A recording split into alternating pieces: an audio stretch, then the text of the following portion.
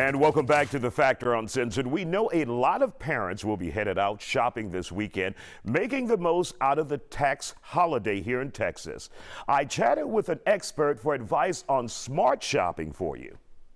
I think in Texas this weekend, I'd be taking advantage of everything that I can that's going to be exempt from taxes. You can save on clothing, backpacks, and school supplies of all kinds. A lot of the information about specifics is going to be found on the Texas government website. So you can see an exact list of all the school supplies that are going to be tax exempt.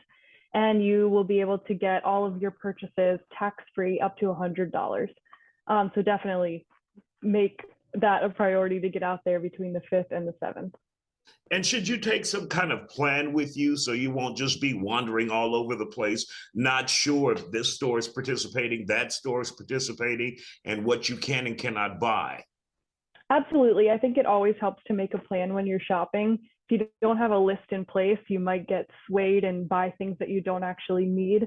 And then your costs are going to start creeping up if you don't have that plan in place. We also have coupons on our website at savings.com that parents can refer to.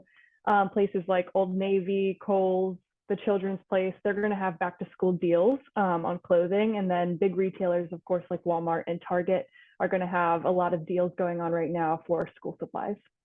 And it's a strange thing, but there are stores here in Texas like Fiesta, Food Town. They're big grocery stores, but they also have clothes. They also have backpacks.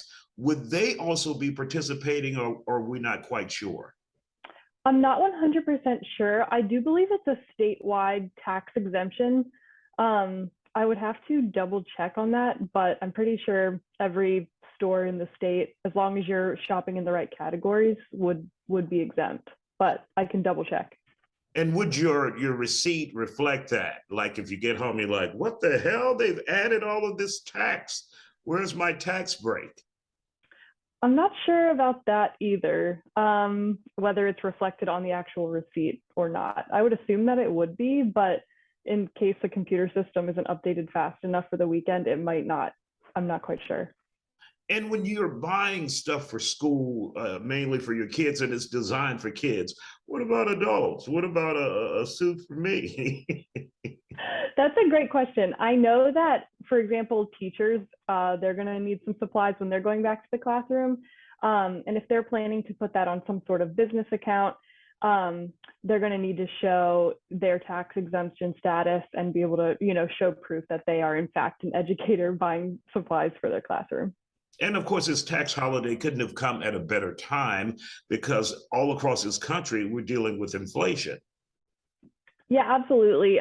Just like food and gasoline, the cost for everything is going up right now, and school supplies aren't any exception. And we actually did some research into that to see how much parents are planning to spend. And so how much are parents planning to spend this year when it comes to going back to school with their kids, the average family? Yeah, so the average family this year, as they're preparing their children, they're planning to spend nearly $700. Which is quite a lot of money to be spending on, everything your child's going to need for the classroom this year. And we conducted a survey of over 500 parents of school-age children to find that out. This is a big difference from what we found last year. This year, around 40% of parents said they're going to spend over $600, and that's up from about 6% of parents last year.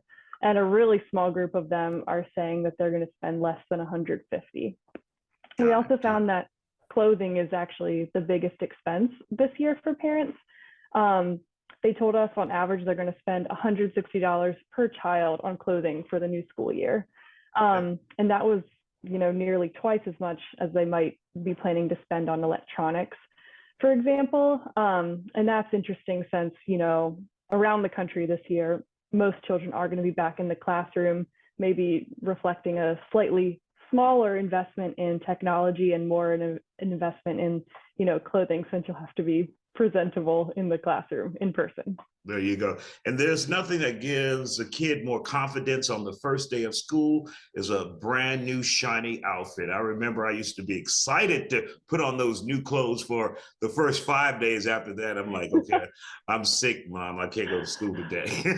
Absolutely. It is one of the confidence boosters that you can count on. But unfortunately, we did find out from our research that half of parents are concerned that inflation is going to prevent them from buying everything their child needs this year, not just clothing, but items that you really need to learn.